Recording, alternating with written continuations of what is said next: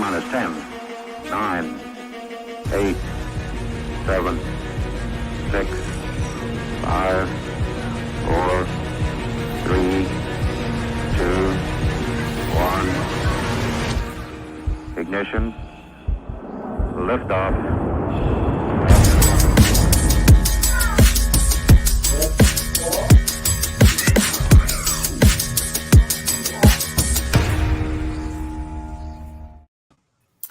Hey everybody, Bremont here from StableDuel, and I have Megan Connolly next to me. Exciting because we're kicking off the first true Jump Into Racing contest tomorrow. It's been in the StableDuel app for a few days. We have over 300 entries.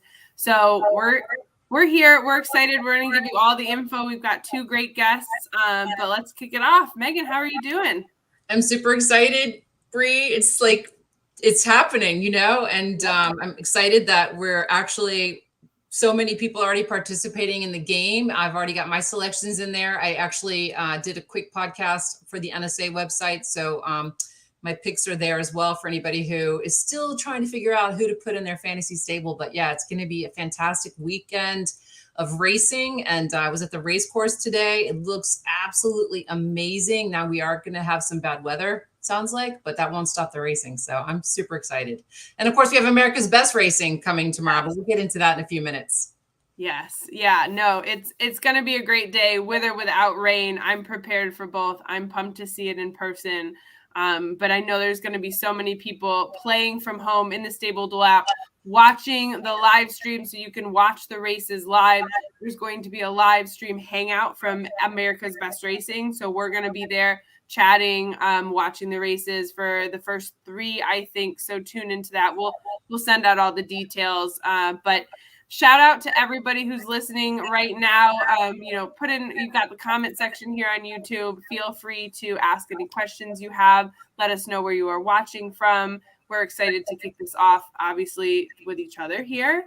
What you're drinking, maybe? Yep. I know we were just talking about this. I've got a LaCroix. I'm prepared for tomorrow. Got to get ready for tomorrow. Slow and steady wins the race. So we've got two guests on tonight. We have Bill Gallo here from the National Steeplechase Association. So he's going to drop all the great info on all of the different races. And he's been an integral part here of the StableDuel partnership. So excited to have him on and have him speak about what's coming up. And then we have Dan Torchman from America's Best Racing. He's been working on these PPs, so he's ready for the StableDuel contest, and he's just ready to talk about the horses. And I know you had your handicapping show. Actually, let me go. I'll find the link for your handicapping show right here. Put it in to the chat so everybody can watch there. But so do you think that you've got it down to the winners of each race? Do you think you're ready? You know, you are the StableDuel expert. I am not. I've only played one other game just to kind of get my toes and feet wet. But I think it's fair for you to explain a little bit more about how the points work, because it's about a point accumulation. And the thing that gets me a little confused is the margin of win versus margin of loss and how that impacts your points. So I picked some horses that are favored. I picked some horses that are super short on the dollar amount, like $250, $500, because I needed the other money to spend on some of the favorites. Right. But I don't know how exactly the points work. If I pick a $250 horse and he finishes 1, 2, 3, how does that impact my standings? So the price of the horse does not impact the standings or the points that the horse gets. The only benefit you're getting of a $250 horse is most likely there's a lot of people that haven't selected that horse. So it's because it's $250. And you're just putting points on the board in general. So you're going to have to choose cheaper horses to balance out your stable. So you have a $50,000 bankroll to select 10 horses, period. So you don't have to spend the entire 50. That was a question I got yesterday. And sometimes like people get a little worried if they have 3,000 left over. Yes, of course, that means that you have 3,000 that could have been spent on a higher horse, but it doesn't mean that your stable is a failure. Go with your gut. Just like in any gambling, you're going to be happier with going with your gut. Go with your gut, stay with your selections. Don't worry if there's money left over. If there is, and you want to go back and you can switch out one of the cheaper horses to buy a little bit one that's more expensive, go for it. But this is really your stable. your selections, and you just have the cap of 50,000. So does that answer your question? It does, part of it. So that's good information. And I want to remind everybody who is playing or hasn't submitted actually their stable. You can still go in and edit, take horses out, put different horses in if you haven't spent that $3,000 potentially until the first race goes off. Post time for the first is the deadline. So if you've submitted now and you hear something tonight or you see something tomorrow morning as you're listening to other people or reading all the information that's on there from all the different people who are handicapping, you may decide to swap horses in and around. You can still do that. So the second part of the question, Bree, was the margin of win versus loss and how that impacts the points. Yep. So you get a baseline points of horses that finish 1st through 5th. So first place gets 60 points, and then you add on how many lengths that horse won by. So that's the only horse that gets positive points because it's lengths won by lengths in front. So let's say like the winner, Snap Decision. We're going to talk about that horse today. So Snap Decision wins by 12 lengths. So you get that 60 points for first place, then you add 12. So you have 72 points adding to your stable. And you're going to see tomorrow that stables are separated by like 0.2, 0.5, so 72 points is a lot versus a horse getting 65 points. You're like, all of these are going to matter. So the lengths won by 100% matters. Now for 2nd, 3rd, 4th, and 5th, it kind of tiers down. So second baseline is 40 points, but then you're going to subtract by how many they were behind the winner by. So in that same pseudo Snap Decision race, if they lost by 12 lengths, so behind the winner by 12 lengths, you're going to take 40 for the base second and subtract it from 20. Subtract 12 from 40. So you're looking at 28 points. Now, again, you guys don't have to do anything. The app does this, but this is mentally how your points are going to be. So really, for that $250 horse that you're selecting, you don't necessarily need a horse that's going to win. You want to pick a $250 horse that is going to finish as close to the winner as possible. So you just don't want to pick a $250 horse that you know is going to be in last place. That's just not, it's going to do more harm than good because you can get negative points in this game. So anything past 6th place or any horse that gets beaten by more than 20 lengths, you're getting negative points. So you want stay up there. Stay up as close to the winner as possible. That's the point. Spend. Do not leave $3,000 in your stable. Use that money, right? Go back and jostle around a little bit. You can leave. I'll show some examples tomorrow. You can leave 3,000 if you think what you have is going to be a good stable. This is horse racing. Everything and anything can happen. So that's what makes it super exciting. Yeah. Excellent. Well, thanks for the tutorial. Yeah. Fingers crossed. I know. Well, speaking of races, so it was a pretty exciting weekend. We had Sandra Webb on the live stream with Steve and Craig, and it was awesome. So she was on her way, sitting in her, not in the horse trailer, but in the truck, driving 2 of her horses. So she's a newer trainer. We talked about this if anyone was here last time. Newer trainer. She has 2 horses in her barn. She ran them both at Tryon, and she won with both of them. Yeah, that's phenomenal. And I tweeted out this week that, I'm sure it was talked about on the show, but maybe somebody's listening tonight that wasn't listening last week. Sandra worked for years for Hall of Fame trainer Jack Fisher, and she clearly has taken a lot of that experience and knowledge of how Jack trains horses and conditions horses and brings horses back from layoffs and injuries and all that. And I'm sure like any trainer who has gone out on their own after working for a reputable, successful trainer, they tweak a little bit here. They have their own methodology, their own philosophy on how to train. And I'm sure she's added some of her own flair into that program. But boy, is she off to a huge start already with just 2 horses. And those are not her first 2 wins. She had at least 1, if not 2 wins last year as well. So she's well on her way.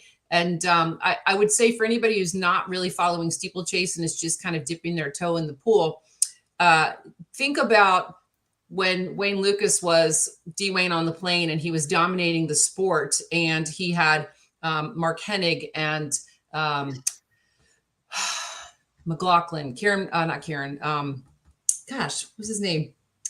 Anyway, Todd Pletcher and Dallas Stewart. Yeah. And I can't think of the other guy's name. Why is it escaping me? Anyway, they were all assistants for him. And then they all left, and they all have had and continue to have tremendous success. So key thing to think about. We see that also with Carrie. She worked for Hall of Fame trainer Jonathan Shepard for almost 10 years. So that experience is priceless. And if you are astute and paying attention, those are people that you want to keep a close eye on and follow and get engaged with. And if potentially you're looking at owning a horse at some point, do not hesitate to reach out, because you know you're going to get that same kind of training and conditioning and potentially the same kind of success. So I'm really happy for her. And her sister Tiffany typically rides with her in the van and drives down and around, is one of her biggest supporters. Her sister does.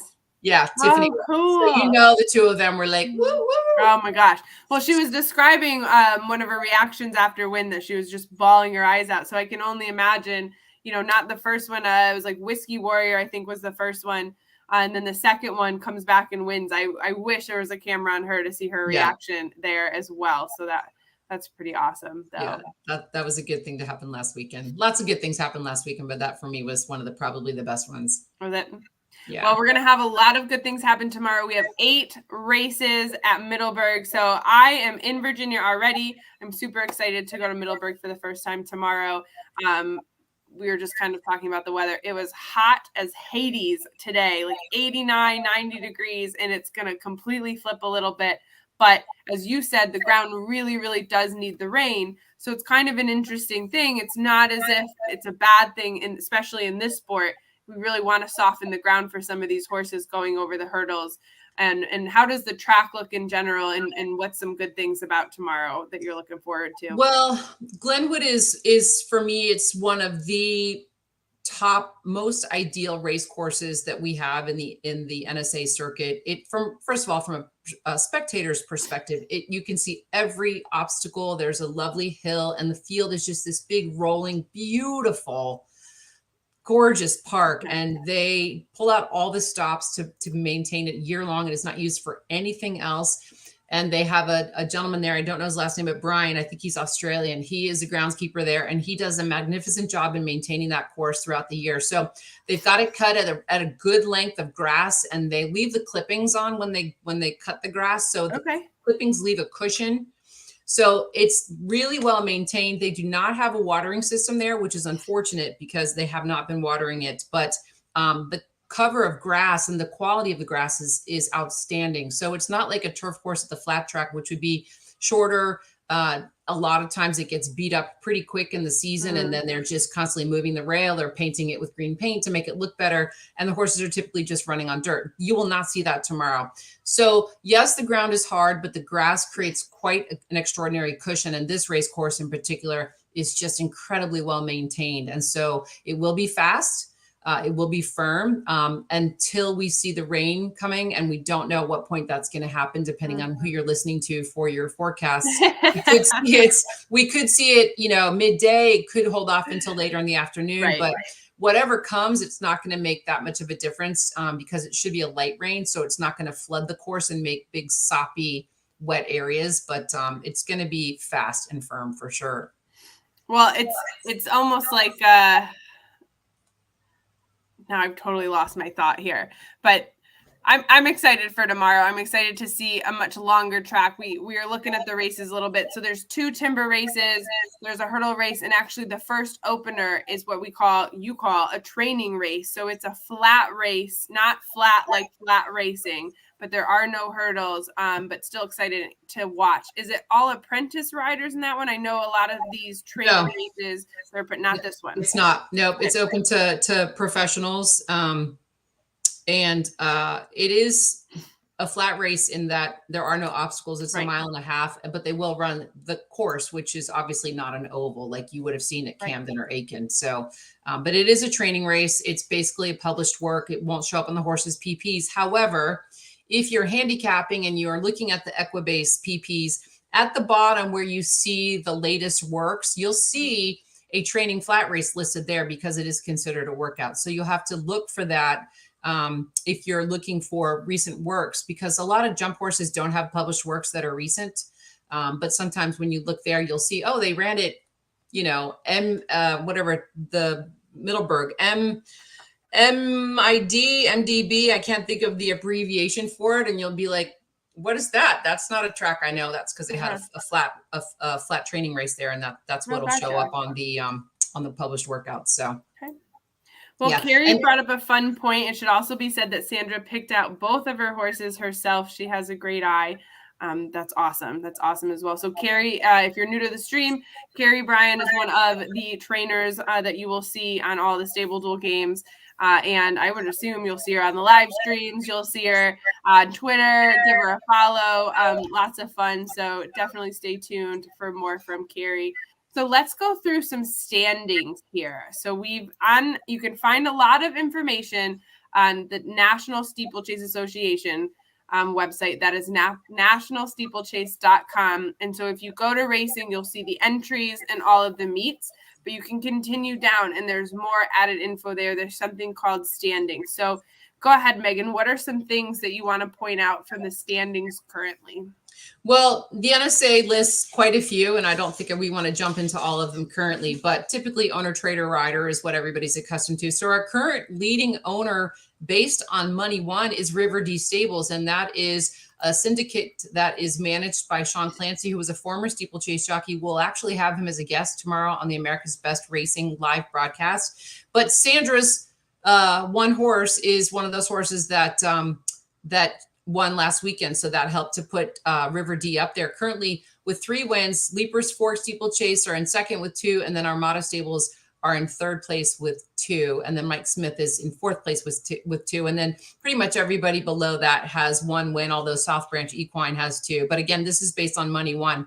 Then we go to trainer with races 1, and last year's champion trainer, Leslie Young, she'd been training for 16 years and finally was able to take home the champion trainer award after many times knocking on the door. She's currently on the lead, 18 starts, 7 wins, 3 seconds and a third. That's 11 horses in the money out of 18 starts. So clipping at a pretty good rate there. And then as we talked about Jack Fisher before, Hall of Fame trainer, he's currently in second. He's had 11 starts with 3 wins, 4 seconds and a third. And then Ricky Hendricks is in the third spot, 5 starts, 3 wins. So talk about really consistent right there. I typically give out percentages, but I'm not good with math. I'd need to pull up a calculator to do that. And then Carrie, she's had 19 starts, 2 wins, 4 seconds, and 3/3. So her horse is also consistently placed. So again, you know, if you were at the racetrack wagering, I would use all of these trainers in your exotics for sure. Then when we go on to rider races 1, Harry Beswick, who is from the UK, who will also be a guest tomorrow on America's Best Racing live broadcast. He's had 9 mounts. He flies back and forth between here and the UK to ride all spring. So he's a busy guy.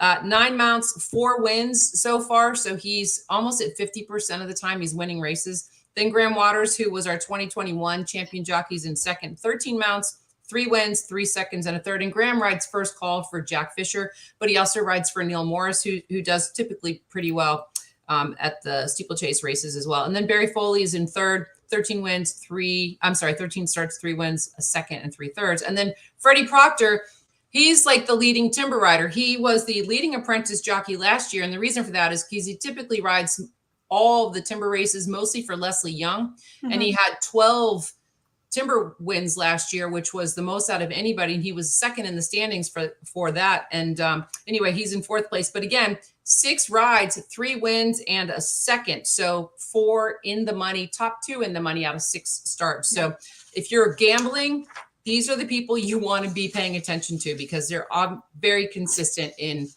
their finishings. Yeah, and I put the link to the standings into the chat, so you all can just click right there and download that. You can print it out, whatever you need to do. If you are new to StableDuel and you're not sure how to pick the horses, you can click on the horse and you'll see a horse detail screen. That will give you the horse's past performance, which really is their race record. So how they've done in the past, you'll see their standings in each race. But you can also see the trainer and the jockey on those pages, and those standings will help you as you look at those. So you can pick a couple jockeys that you like. So find the horses that those jocks are on and then have that balance out in your stable. Do the same for your trainer if you want to do that. Just different things to look at if you're having a hard time selecting your horses. but that's the way that it goes. So we are going to talk about the horses themselves, but if you have not downloaded the StableDuel app and you really have no idea what I'm talking about, maybe this will help. So this is what one of the selection screens looks like. This is race 1 tomorrow at Middleburg Spring Races. So you have 8 horses in race 1. This is the non-hurdle race of the card. And you'll see that the one horse here is $7,000. The most expensive one is Realist, the 6 horse. And check out the jock that is riding that horse, Harrison himself. So we've got $9,000, and that's because 2-to-1 morning line odds.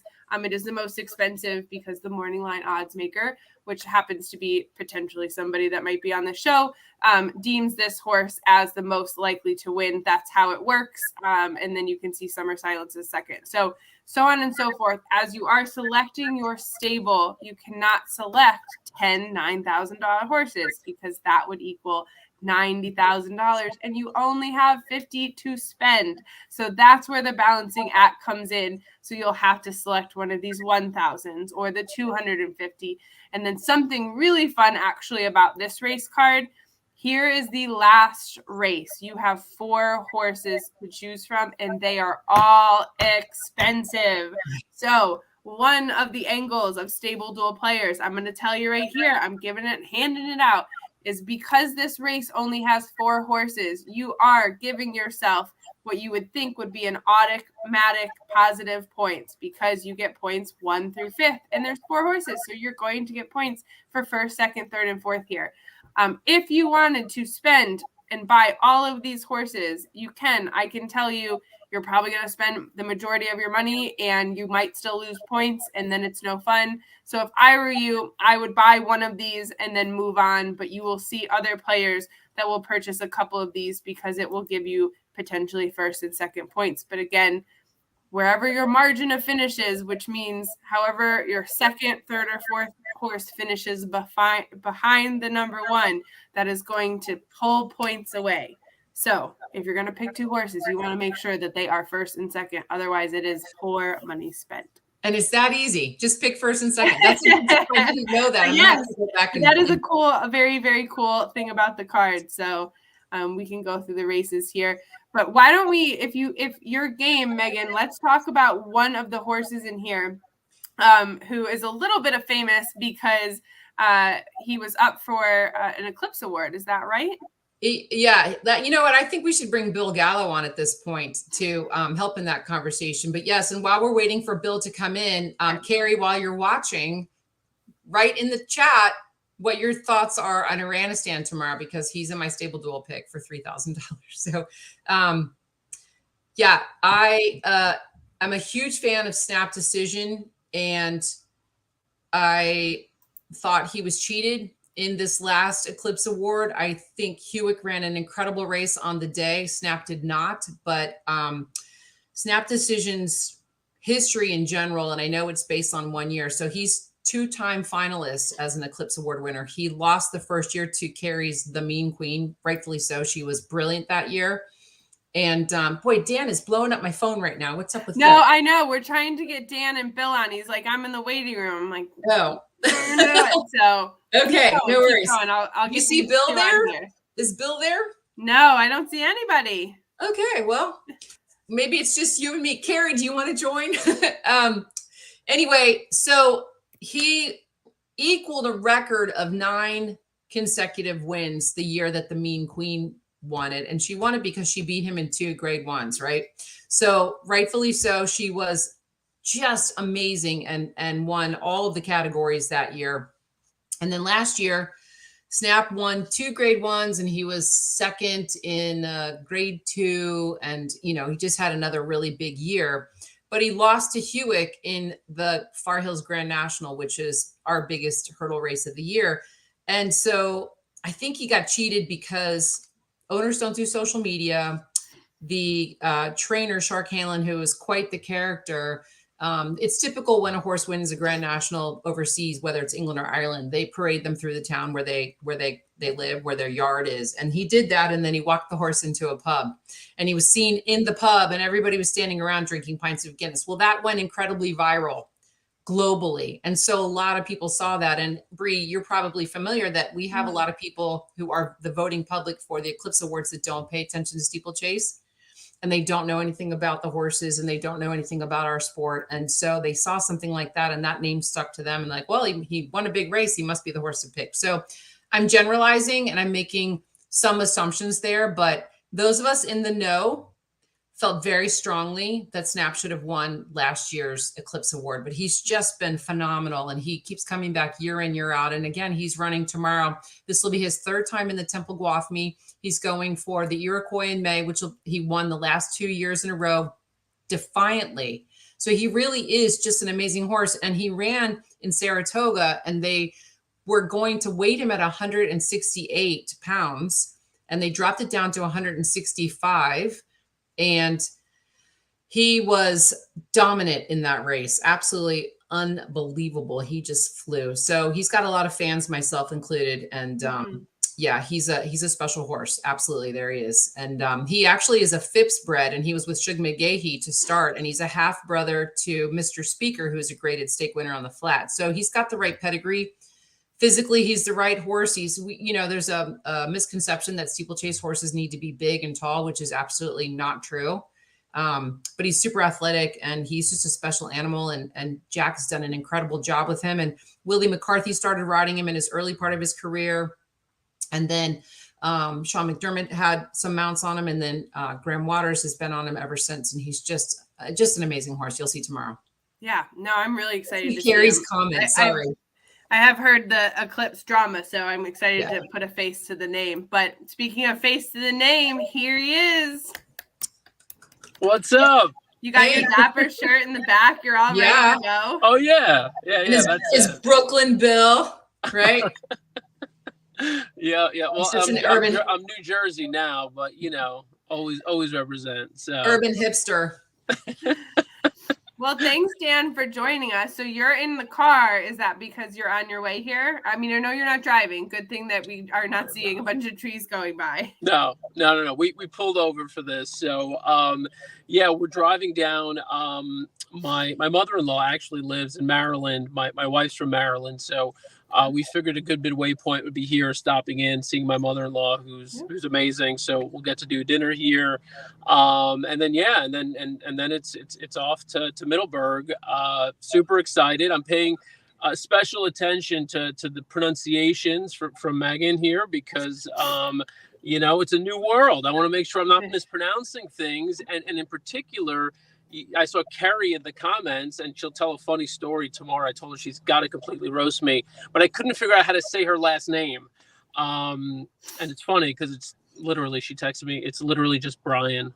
It's just Brian. Rhymes with Ryan.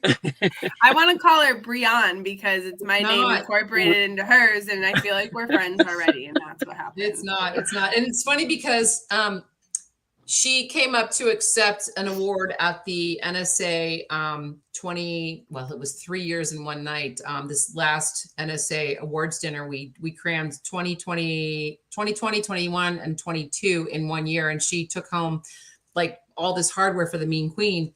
And I said to her before she got up there, I said, can we please make sure everybody knows going forward how to correctly say your name? And she said yes. And I said, let's just start out with that. So she came up to accept the first award. And I said, before we even go further, how do you properly say your name? And she said, Brian. And the crowd was like, oh, because so many people have still been calling her Brianne, like she's a French cheese or something like that. And she's not. So anyway, but people are still mispronouncing her name, believe it or not. But, she said she's too polite to correct people.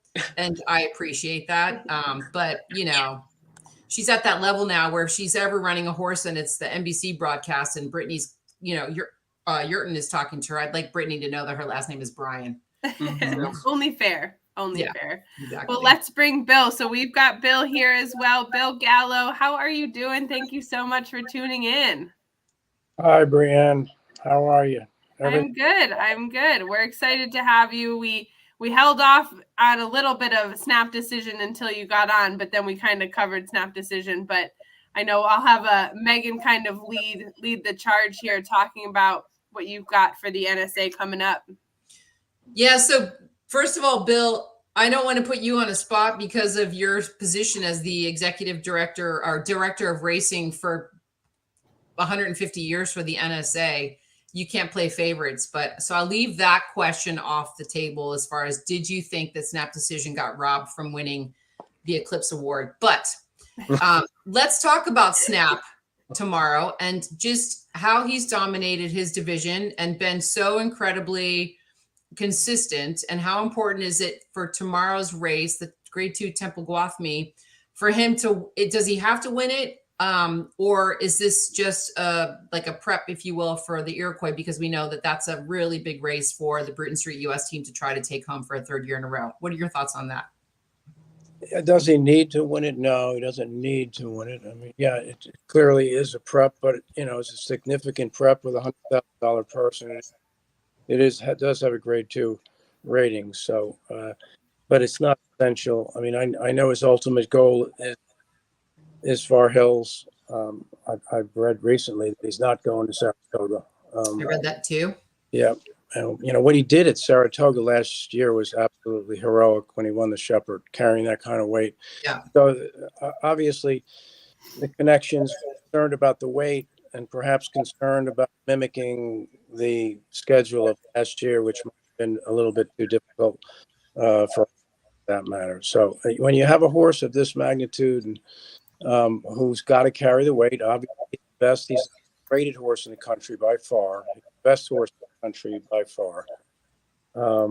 And it is what it is. So he's taking a shot here, giving away weight. It's not a significant amount of weight. 18 pounds. Yeah, I mean he's given away more. I know. He gave away more in the Shepherd, but that was a flat oval course, not this course, and not first time out of the box for the season. Yeah, I know they were. I think they took him to a point and they didn't run because the ground. Correct. I'm hoping he runs tomorrow, quite frankly. The ground is firm. There's no question. Apparently, the course is in wonderful shape. I got a call from the stewards today, who I just walked the course. It is firm. They are talking about rain. When that rain comes, I don't know. But clearly, I'm sure they would rather that they got some rain for the course for this particular horse. But we'll see what happens.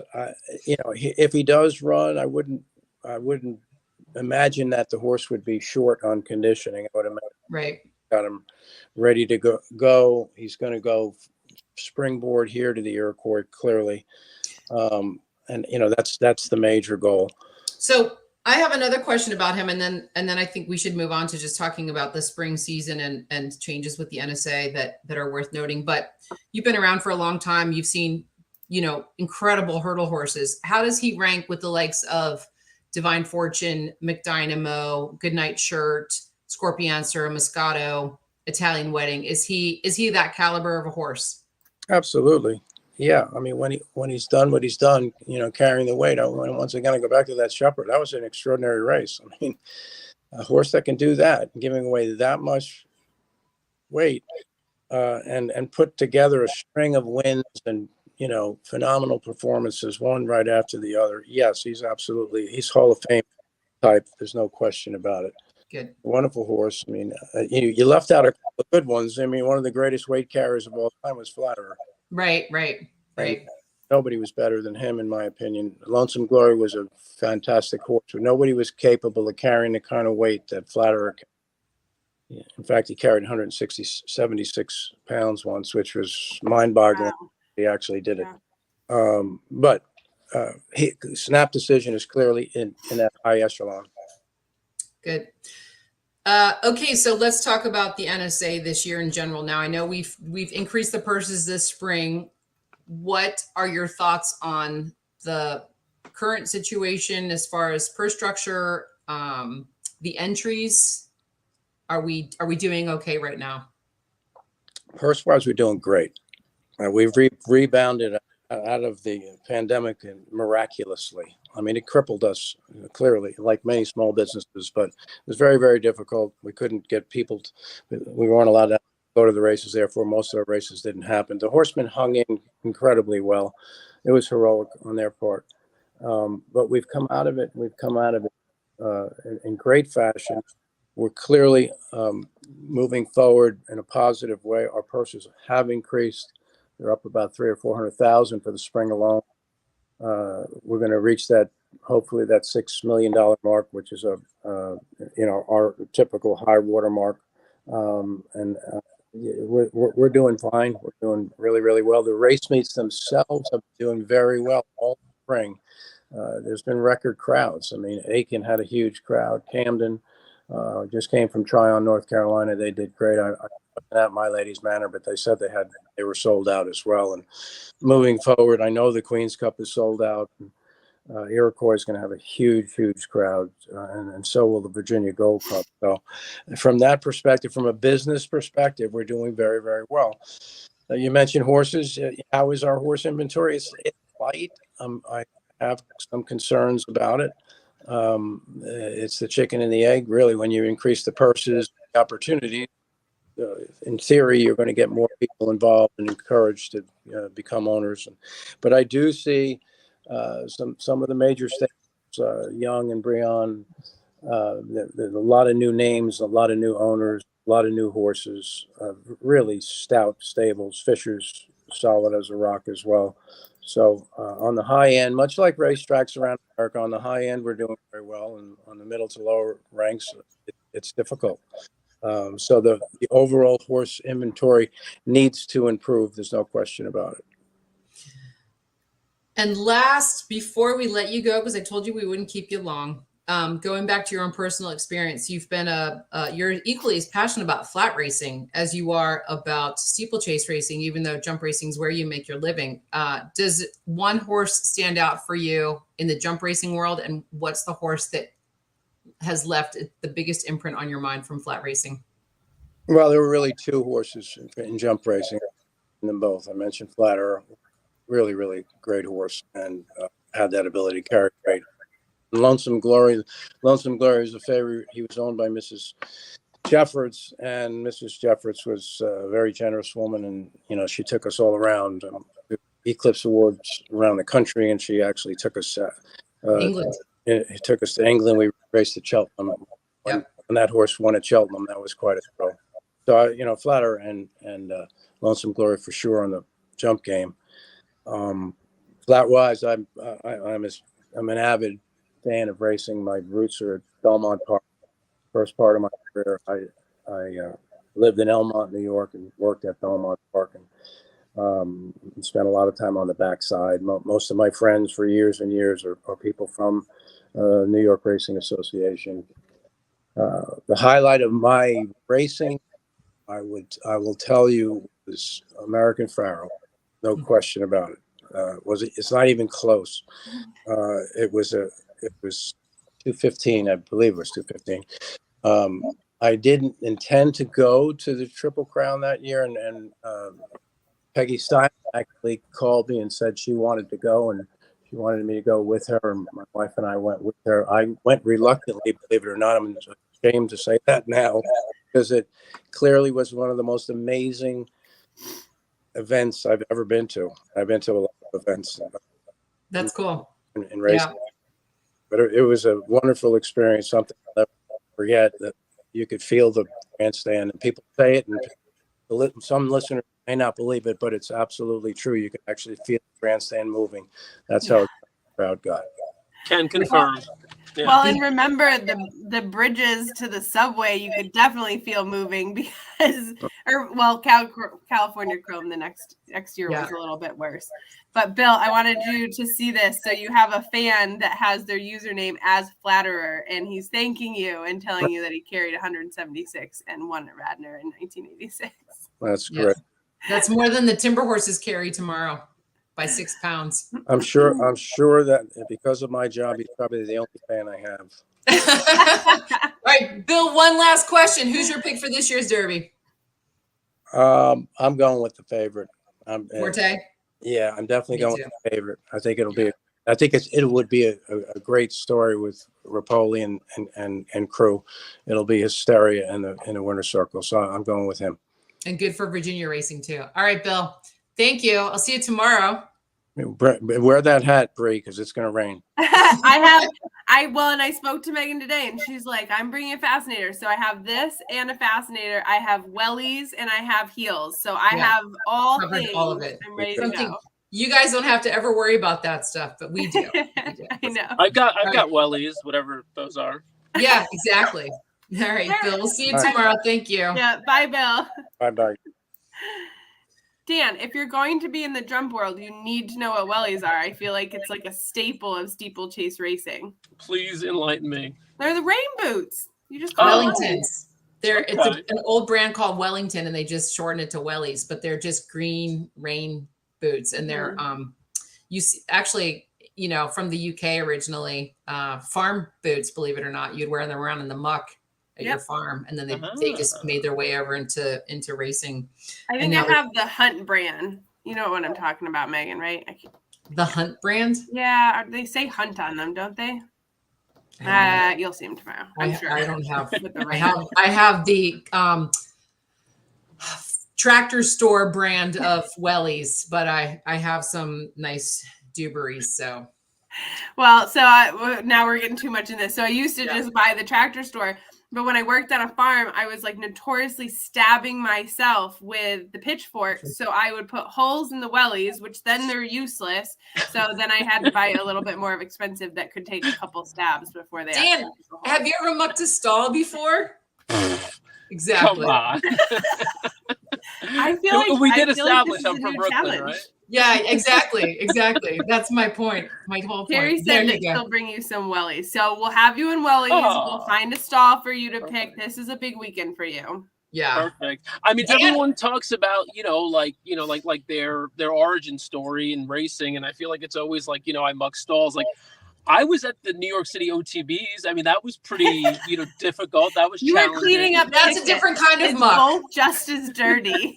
Yeah, that's a different kind of muck. It's funny. A long time ago, I worked for Naira in the press box, and I worked with Jason Blewett when he was just a little young boy, basically.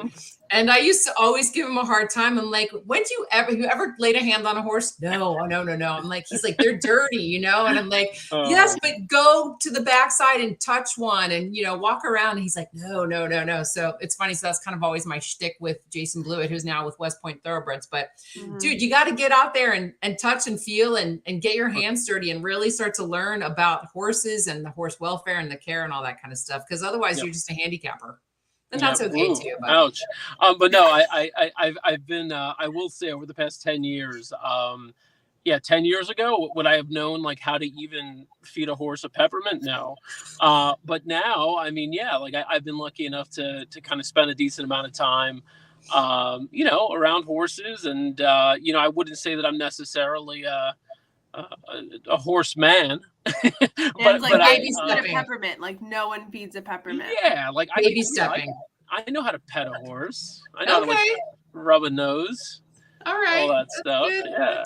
That's good. So we're super excited to have America's Best Racing joining the jump racing community. First time ever live broadcast tomorrow. So Dan, tell us what we can expect from you as the host of the show, where Bree and I will be guests. Yeah, look, just super excited about this partnership, and I'd be remiss if I didn't thank Brown Advisory as well for stepping up and supporting this. We're really excited, I think because most of the shows that we do, most of the content we produce, it's us and me oftentimes teaching the viewer about, flat racing, right? And teaching them about, this is how you handicap and this is what to look for and so forth and so on. But tomorrow, I think it's going to be fun as I learn, bringing the viewers along on that journey. We're all sort of learning together. And Megan, you've already been a huge help in kind of onboarding me and giving me some of the basics and empowering me. And you've lined up just a great slate of guests. From owners to trainers to jockeys. There's going to be food that I keep hearing people talking about the food and the tailgates and everything. So I'm excited to see that. And really, I'm just excited to see the horses as well. It's a completely new world. Our video team was on site today, and they've been shooting video and setting up for the show tomorrow.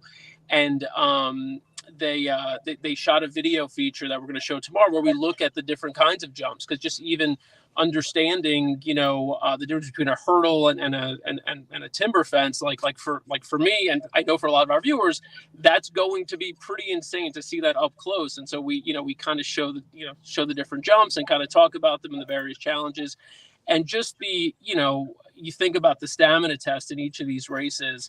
I think that's fascinating, right? Like we think about, the racing that we generally cover, it's all speed. It's, who's going to get to the front. It's all about pace dynamics, so forth and so on. And these are real, real acid tests, one race after another. So I think in terms of looking at, the test that the athlete faces, I think that's exciting. And to see that up close, I'm really, obviously I couldn't be more jazzed, right? I'm totally pumped for my first Middleburg spring races. Did you submit your StableDuel fantasy card yet? Of course. Good job. Yeah. I was going to ask you, because I still might make some changes. Bree, first off, can you remind me, it closes right at 1 o'clock or right before the first race? Closes right at the first race. So if 1 o'clock is the reported start time, it will close at 1 o'clock on the dot. Okay. And then the second thing, and I wanted to ask when Bill mentioned it, just how much rain would be enough rain, do you think, to change the actual, no, because I'm handicapping, right? I'm trying to figure out, is there any... In this can, if there was this much rain, that means that Snap Decision is definitely going to win. Okay. No, you know what? It's a fair question, Dan, but it's not like, the Travers at Saratoga where it's a fast track all day long, and then 4:48 rolls around and the sky turns black and the sky opens up and suddenly it's a downpour and a deluge, and now the track is heavy. They go out there and they float it. It's not like that. Okay.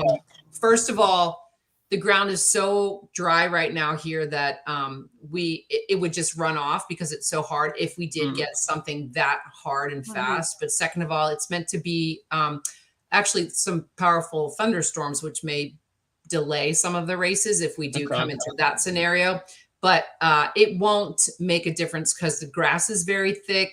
If anything, it'll leave a small amount of mud on the very top level, but it won't change the bottom of the course because we're not going to get that much rain in the short period of time that you're going to be worrying about handicapping races. It's not going to make a change. Now, if the course was one that was known for pooling in areas, which this course is not known for that, then that could potentially be something that horses would just run through because that's what they do in jump racing. But this course is so perfect, and you won't have to worry about handicapping for soft going. We'd never get enough rain in the afternoon tomorrow to make it soft. So, well, I did anyway.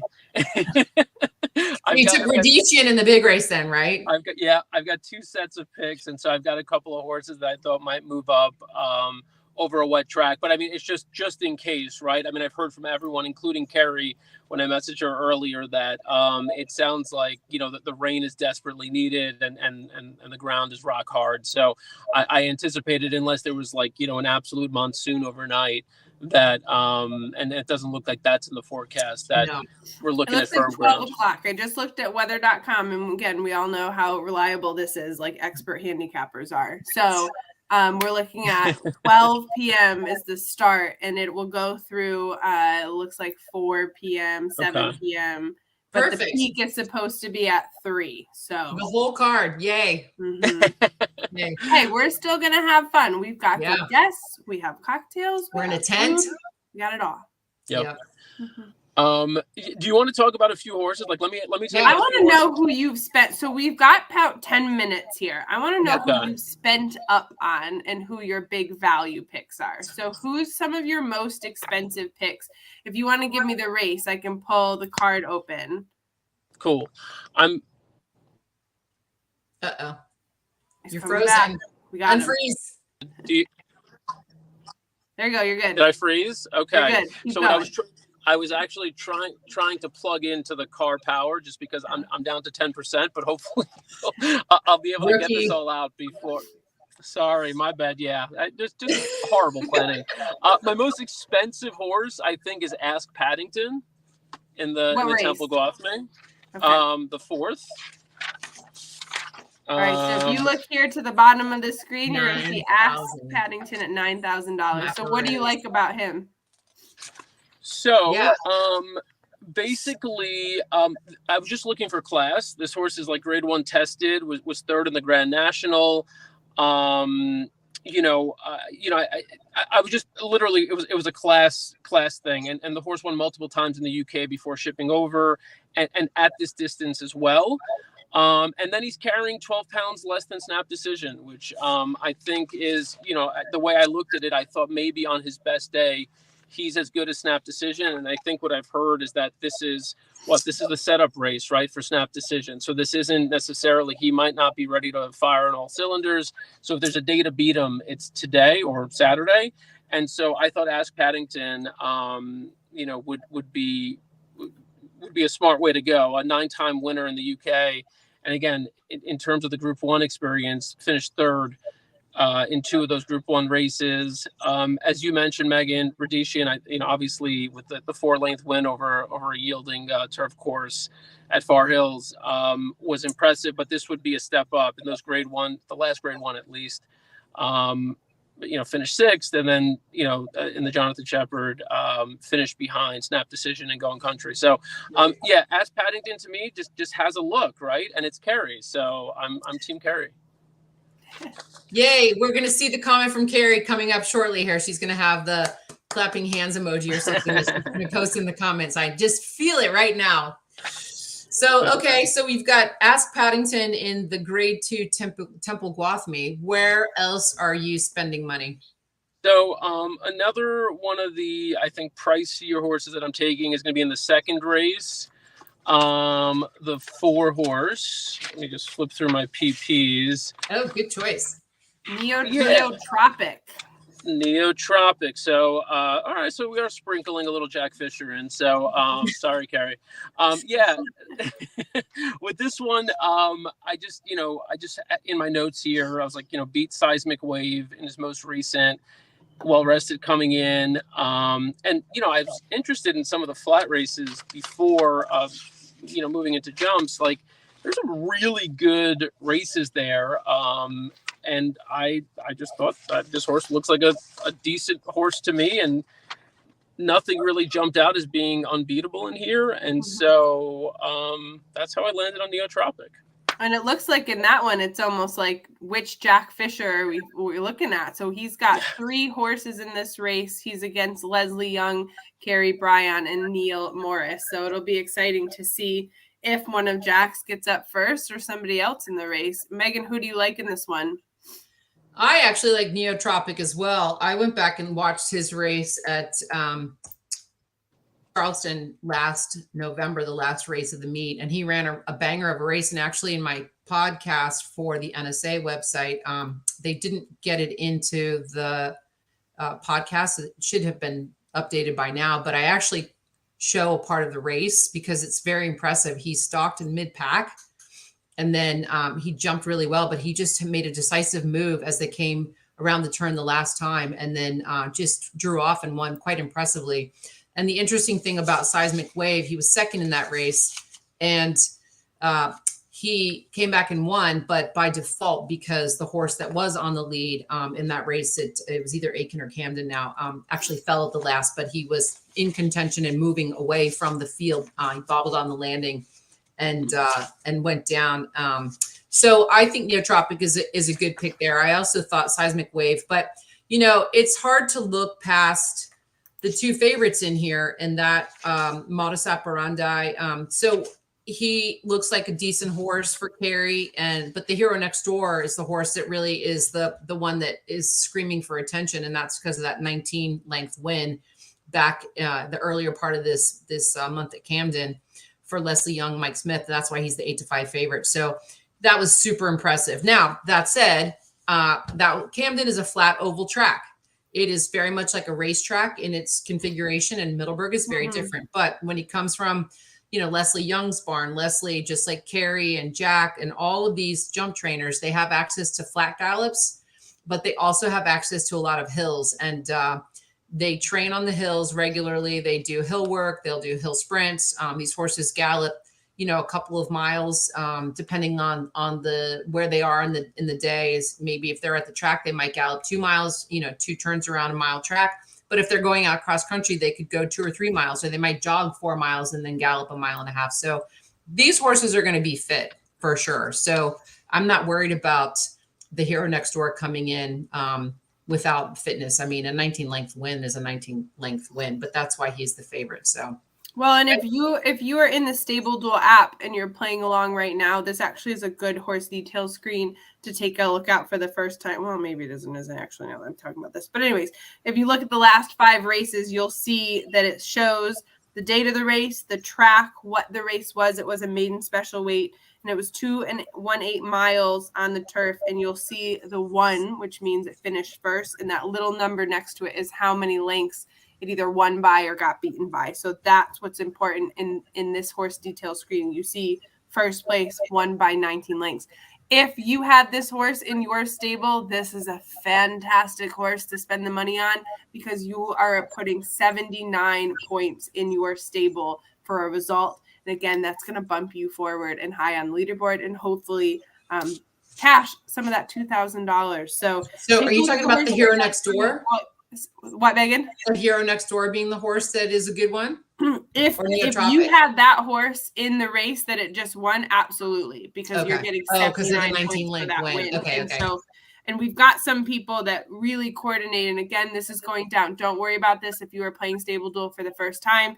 Get in there, have fun, free to play. But we've got people that they'll kind of look at the horse and then see what the average price they should pay. So if they're paying $9,400, that horse should put up this many points to make the $9,400 make sense.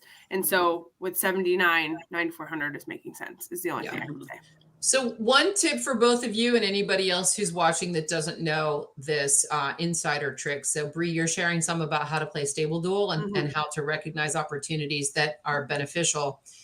We run point to points starting in March in Virginia and Maryland. And those are training races, basically. They don't count for sanctioned races, but they are schooling races. And so I put in the private chat, Bree, you can pull it up if you want. It's called Central Entry Office. And there you can go and see where all of these horses potentially have already had 1, 2, or 3 starts this year where they're not sanctioned races. So it won't come up in their PPs.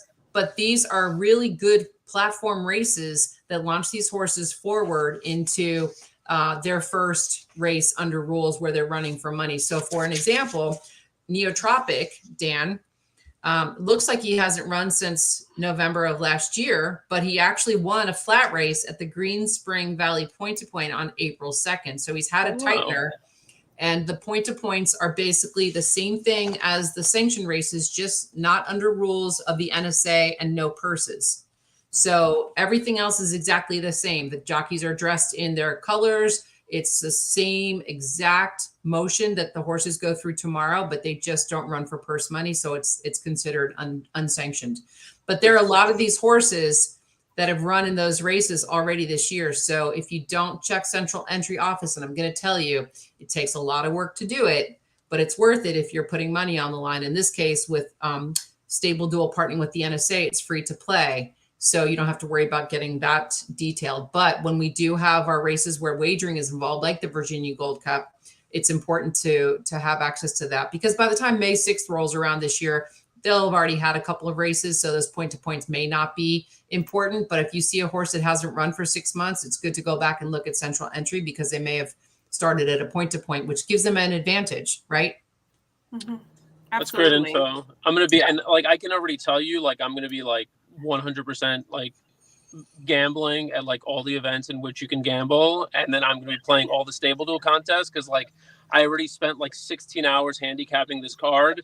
I didn't know any of these horses, and now like I feel like I love all like so many of these horses. I can't wait to see them in person. You're gonna walk away tomorrow a changed man, Dan. I mean, these horses. I mean, there's a race with like two 13-year-old horses. Like, I mean, how like I just want to like already hug these horses. I want to see them. Like Mystic Strike, 14 years old. I mean, I want to see Mystic A Strike. warrior. He's a warrior. He's won the Pennsylvania Hunt Cup a record 3 times. He's amazing. That's awesome. Yeah. And Andy Amu is a 2-time timber champion. He's stunning. If you get a chance to see him up close, he's got the prettiest color eyes. He's just fun.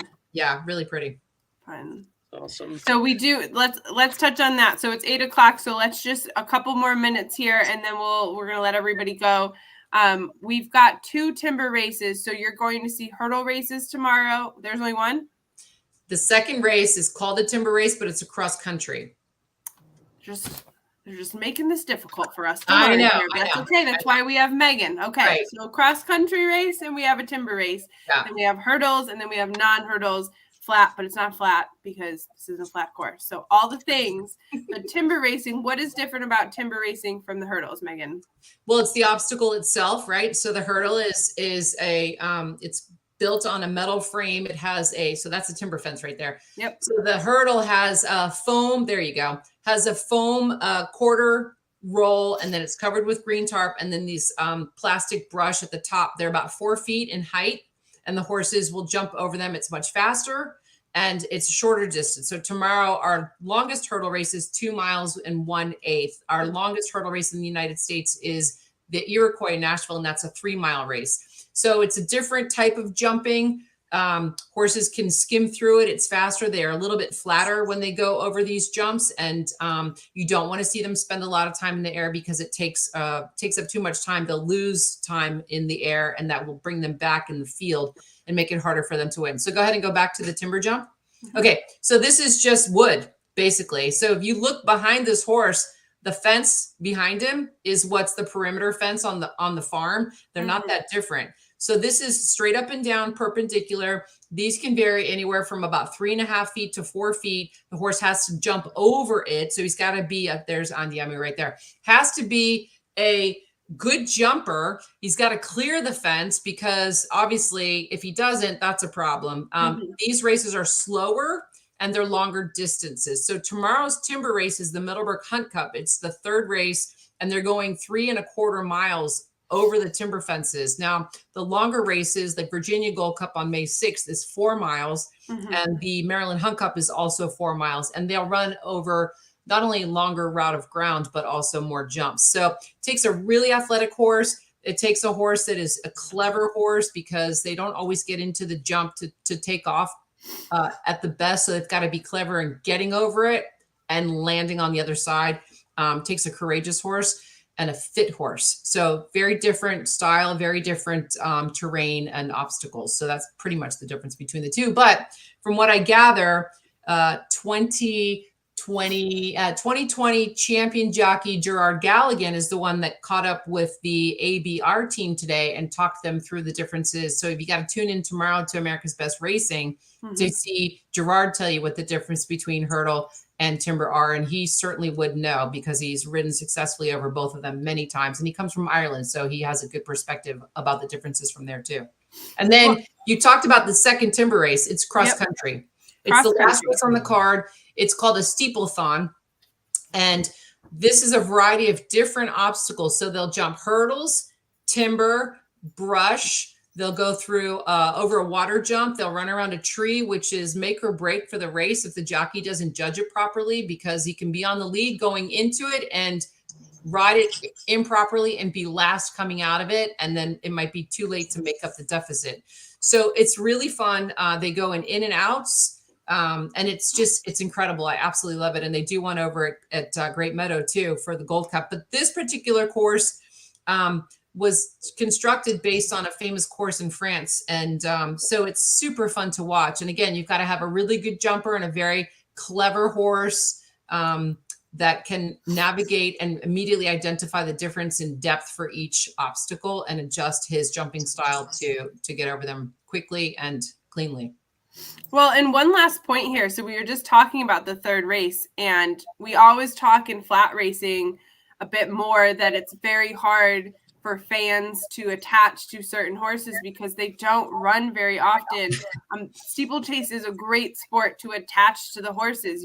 We just were talking about Andiamo right here. Beautiful Eyes is what Megan said. You've got a picture of him right here. Mystic Strike also in that race. So in case you needed to pick one horse to put in your stable and you just wanted a photo to do it, here's two of them. Mystic Strike, Andiamo, both in race 3. And again, you're going to see them race again and again and hopefully again and again and again, because it's just different than it is at flat racing.